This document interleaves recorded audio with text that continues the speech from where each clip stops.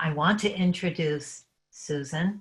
Susan and I have been long-term friends, and Susan was part of our team to begin the FORP group, Focusing Oriented Relational Psychotherapy, and we've been collaborators and cohorts for many years, and I'm just so happy to have Susan as our guest this morning. Susan, as well as being a talented therapist and teacher, is a very talented and inspired writer. And Susan has done a lot of teaching of writing, and I've taken several workshops with her on haiku and now memoir writing. So we're going to have a new vehicle for expression this morning. And it seems like that goes so well with focusing. I when I'm focusing by myself, I always do it in my journal. For many of us, it's like another dimension, and it's like company. It's almost like having a partner, like your journal is your partner, and you're not alone when you're writing it. So welcome, Susan. Thank you, Lynn. I'm very honored to be here, and it's just lovely to share with you and with everyone. I think maybe just take a moment to get very comfortable and acknowledge yourself for being here. Like, you took the time to get here. There was stuff you had to do before.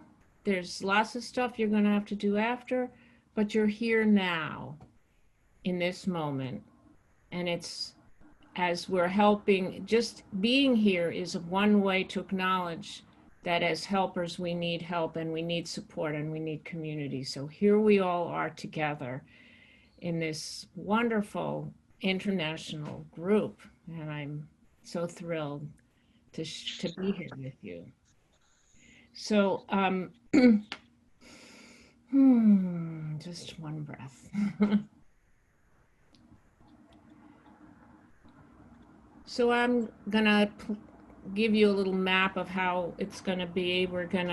I'll talk a little about the subject that I'm bringing to you, which does include a little bit about my own process. Then we're gonna do a small attunement with a very tiny writing piece, in literally one word or a phrase. But there's some special things about that, and we'll discuss that a little bit. In my experience, I have found that writing is a natural extension of focusing as a path to self-discovery. And there can be some interesting surprises that happens when we put the pen to the paper or our fingers to the computer. And in particular for this group, I focused on journaling. If you live alone, and some of us do, and we haven't been able to connect with everyone that we love for a long time, as Lynn said, a journal is a way to connect with yourself and others in a way, and it is a companion. It's a friend, and God knows we need friends right now. We all need that.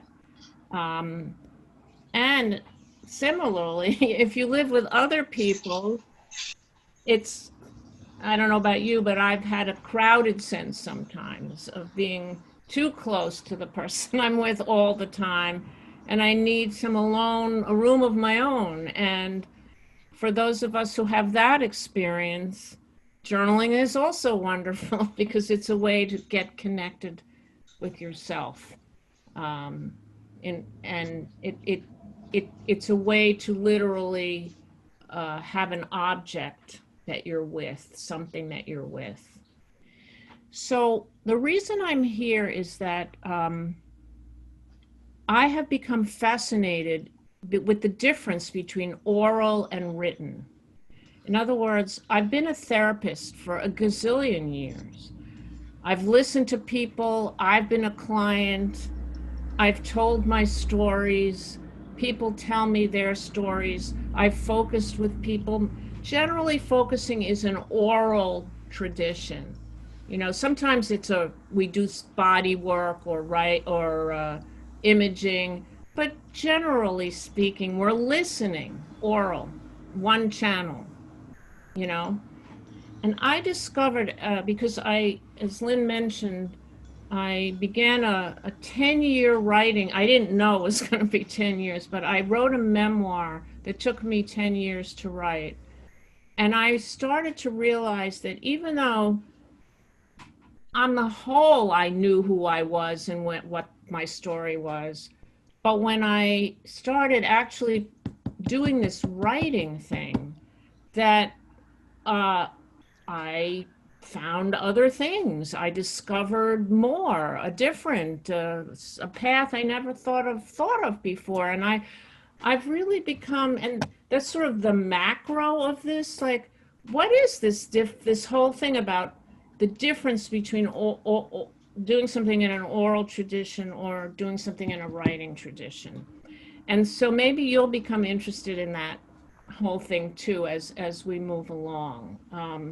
Just on a literal level, as I started to say, the ear is an oral channel. What is writing? Writing is an embodied experience. It's tactile. Even if you're just touching the computer, you're moving your body in a way. You're moving your arm. You're touching the pen. The pen is touching the paper. I mean, it's a different kind of experience. And then writing is also visual, because as soon as you put, a word onto a page, it speaks back, you see it. There it is. It's there.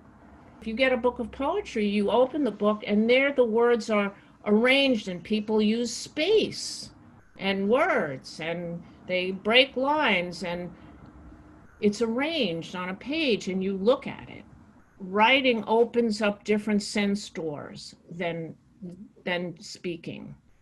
And then, of course, differently from the oral, when you've written something down, you have it, it's there. It's a record. You can come back to it. Well, sometimes it can open the door to looking at and going, yuck, that was awful. So that does bring that possibility up. But so the way we're going to work with writing, I'm hoping that minimizes that. It's not about judging what's there. But I do recognize that for some people that can sometimes be hard. I'm hoping that when you have something written, it leads to it becomes an opening to take you further or differently, as opposed to scratching it out and trying to like negate it. So this isn't about negating at all.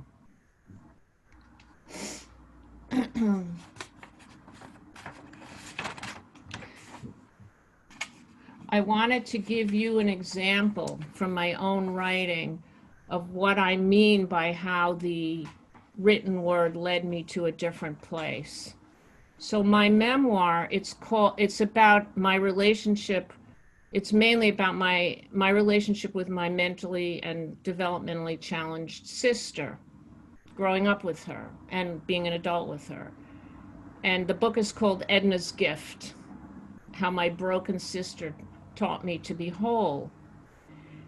And I, at one point, was struggling with trying to explain who my sister was. That, she wasn't limited in the way that some people are very severely intellectually limited. She wasn't. She had a lot of presence and awareness about herself. So because some people sort of make the assumption that if you're developmentally challenged, you're very, very limited. And the phrase, and I grew up in the 40s and 50s. So the phrase that I had been reading about more recently is the phrase differently abled, that phrase was not available to me by a long shot in the 40s, 50s, or even 60s, or probably even 70s. So I wrote down the words differently abled.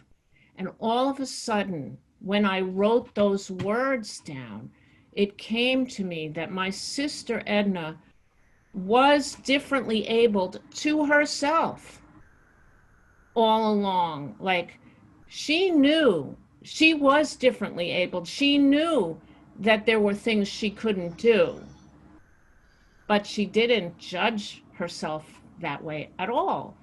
That was just who she was and how she was. And so I was able to start writing how Edna was differently abled way before that phrase ever got into the common language. And it led me to be able to articulate something I could never have articulated if I hadn't started writing that down. And, you know, that never occurred to me in all my years of therapy and being a therapist and all of that. So I thought that that was, I'm hoping that that can give you a little taste of how writing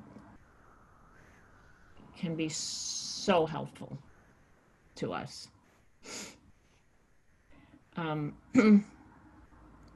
So I hope you all have brought with you some way of writing. And we're going to do a little mini thing. And what we're going to think about is how the written words you're going to use are going to be your reflecting back tool.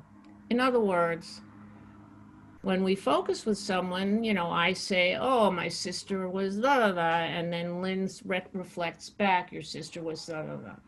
Here, the written words that you're going to write are going to be your reflection back. You're going to have your written words, and you're going to let the words reflect back to you as you look at them. And I'll guide you through this, but I just wanted you to understand how we're using this word.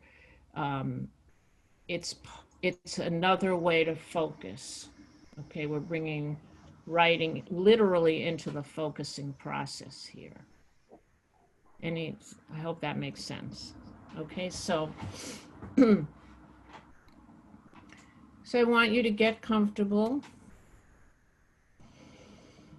Really allow yourself to be in your chair or seat. Begin to notice your breathing without judging it or doing anything to change it. Noticing the in-breath, the opening of the in-breath, and the letting go in the out-breath.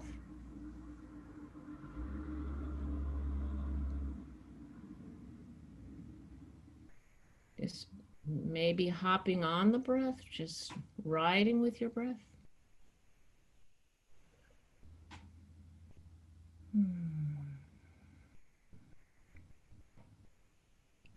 And I'm inviting you to get a sense of how it is to be here in this moment with this fellowship of people,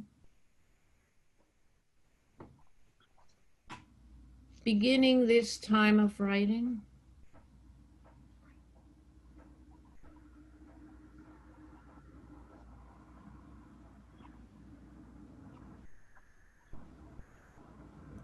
Take a moment to see if you can get a felt sense of how this is for you to be here.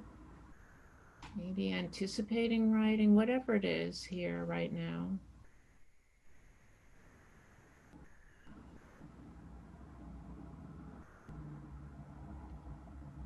And when you have that felt sense, to put a word or phrase Write it. Take up your writing. Your pen is an extension of your hand. The hand is about the size of our hearts, literally. So you're going to transfer your heart onto paper. Just put that felt sense.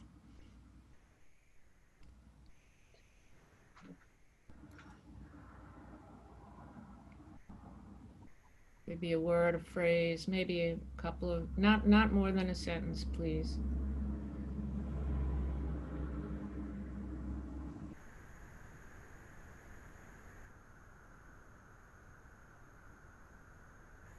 And when you do have that, if you could think of raising your hand so I know where people are, but take a little time. When you have that, what I'd like you to do is spend a couple minutes with your phrase, literally. Take a look at it, look away from it, close your eyes again.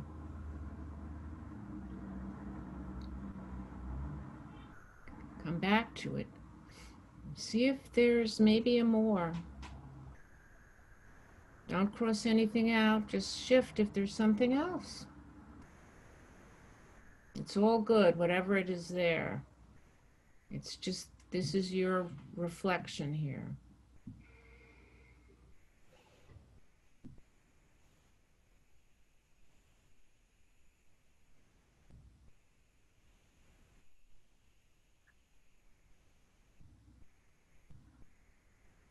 Maybe one word of the phrase jumps out, maybe not.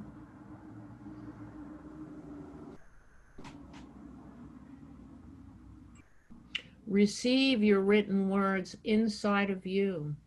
Receive them.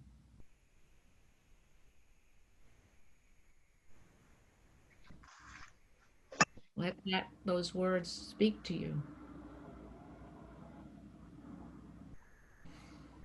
Okay, so I'm wanting to know not necessarily what you wrote, although you could share what you wrote, but I'm really interested in how it was for you to use words as a reflecting tool as your partner. I have had all kinds of reactions to this, so it's, I've had people say they were lonely, you know, I've had people love, so I'm just curious, I'm wondering how this was for you.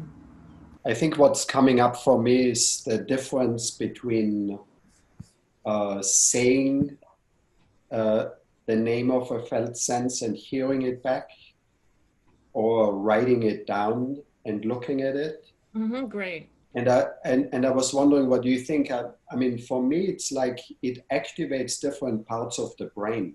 Right. Because I think if I hear what somebody reflects back and I feel their presence, there's, I think, also the presence of the other person does something to my nervous system. And I think looking at it on the page, it also stimulates visual thinking. And it may be translated into auditory thoughts, but it may not be. And so there's a different, it's almost like I feel like I have to do a little extra work to settle myself in my body that I don't have to do when I'm with people. Ah, it helped you settle yourself in a different way. No, I feel like I have to do that more on my own. On your own, right. You have to do it more on your own, right, Yeah. right. It's true, it does open different parts of the brain. The reading is different than hearing, literally. So you found that you need to do a little more work to settle yourself. Yes. Susan, I see Mohammed wants to say something. Oh, sure.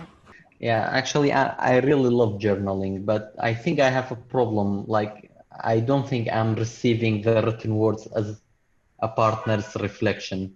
Although I'm always like, I always love to be able to journal and to focus alone, but somehow it just, I don't feel like it works for me. I'm not sure.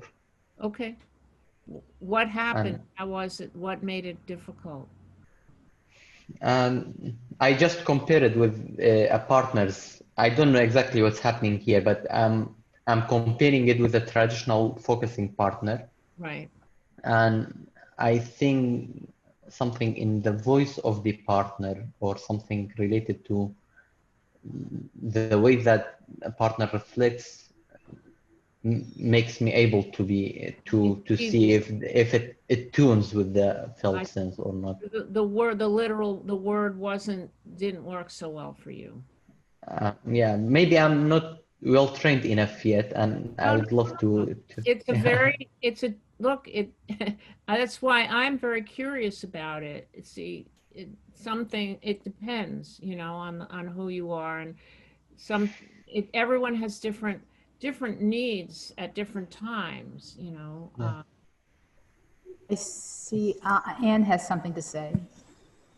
I think that for me, it was a little, I tried doing it, but I realized afterwards that I was a little unclear about if the words on the page are reflection, or the reflecting, where is the initial focusing part? Like usually we sense something inside and then we say what we're sensing, and then the reflection comes. So I think I wrote down what I was sensing, which isn't quite the same as the reflecting back.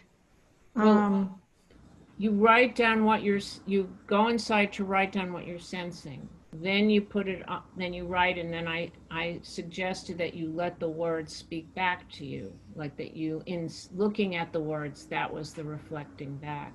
You are a little more active, but you're allowing your visual of taking the words in is like the reflecting back. Okay. I wasn't. Okay. Well, then I did that, and actually more did come. So, and it almost was like the more that came was as though I heard a partner say the first thing, and then I reflected a little more. Sometimes partners like that, that you take in what they've said, and then your felt sense of what they said you can share. So that was interesting. Yeah, I could actually share what it's very small. Fine, sure. Well, I noticed I felt a little uncomfortable. I felt something sort of on the left side inside, maybe a little tilted. So I wrote down tilted on the left, uncomfortable. Something is there. And then what kept coming was needs to be acknowledged before starting. I am not comfortable. And then I realized there was a yet. And sort of this whole thing was not yet. Not yet. Oh. So that was kind of like, that was the reflecting for me of when I had got that far. That's powerful. That's really powerful. If I had just tried to write something, I wouldn't have gone there exactly. So it was really interesting. You actually worked something out by looking at the words, maybe hearing them said back, you're saying them back to yourself. There is some oral part of that, I found it interesting because I think that there's a self-intimacy with writing. That is not good or bad, it's different. Exactly. Having somebody else there, I have a connection with that person, and that's a very wonderful thing, to feel the other person listening and reflecting. But there's there isn't that intermediary. I'm right there with myself when I'm writing. But also I wrote Joy of Being Alive was the first thing, and then I thought that's too cliche. So Greeting the Day came, and I had much more of a fresh quality. So even there, I was listening to myself as I wrote, and that didn't seem quite right. So then I wrote Greeting the Day. So there was that process of getting closer and finding the words that fit better, that's similar to focusing. Wonderful, thank you. Sometimes when there's live focusing or live reflection, sometimes, a partner will add things or kind of diminish things. And what I liked about this type of reflection is it is exactly right. It was exact. Nothing was added, nothing was taken away, no interpretation. And I was just surprised how, how much I liked that. And I just wanted to share briefly. So what I got from the sense of being with everybody today was, what came from me was kind of the phrase kind of family. And then it went deeper to, well, what kind? And it was like a shared DNA of philosophy. And I just really enjoyed that. Thank you. Lovely. I was at first a little confused about how to do it, mainly because I'm in a lot of back pain and I have to stand. And I really wanted to be present today. The back pain was like just bothering me.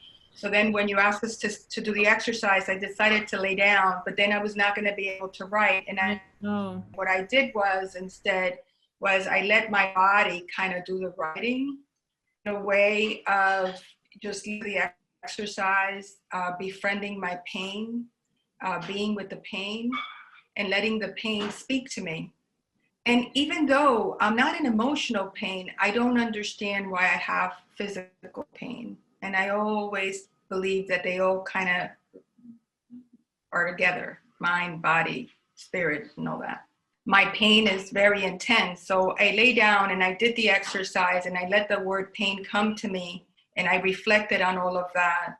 And then I said to myself, you know, are people going to judge me because I'm lying down? Are people going to judge me because I'm standing? Am I disturbing the group because I keep in order to shake the pain out?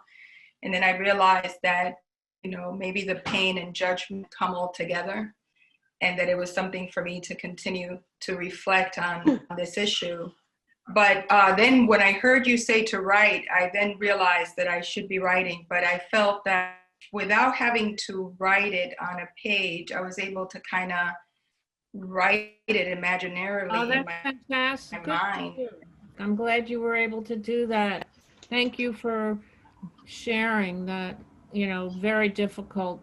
Yeah, it's a situation where you were not able to literally, but you kind of tried to do it in your imagination. That's fantastic. We're going to do a little more, another attunement to get a little bit of a longer prompt. Turning your intention inside again now. We're in just this moment. There is nowhere to go, and there is nothing to do. Just this. And just this too, this next moment, just being here now.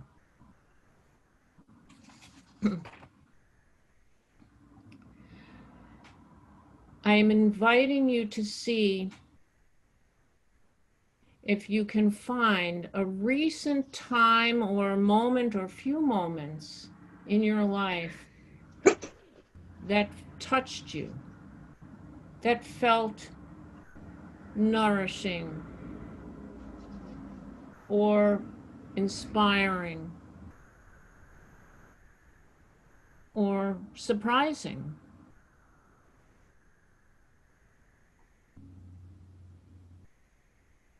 You can go in any direction with it. It could be a very positive thing or maybe something that was a little difficult. I leave that to you.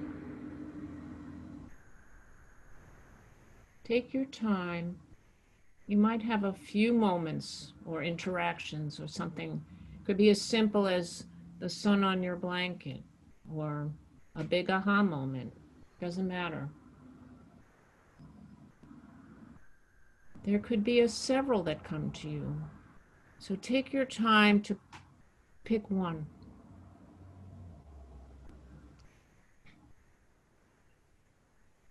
And when you have this moment that touched you or surprised you, write down a sentence or phrase so you will have it to take with you.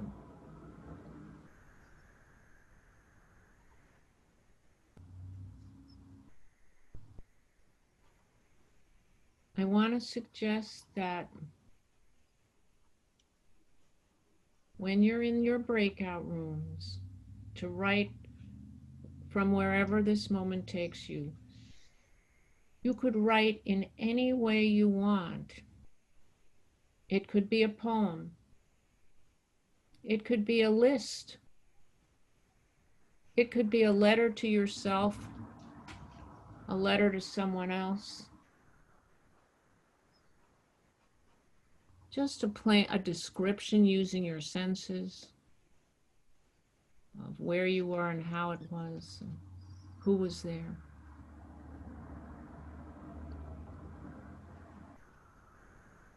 or a jumping off spot to something completely different that might just happen. Oh, it wasn't that moment, it was this moment.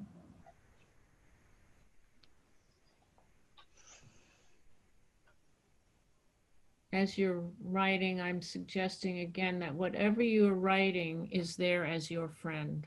As you're writing, you might slow down and pause. Look at what you have, stop, allow it to speak back to you. Look away from it, come back to it. You could end up with 4 lines or 12 lines, it doesn't matter. Okay, I think now we're going, I hope you have it. Hold on to it.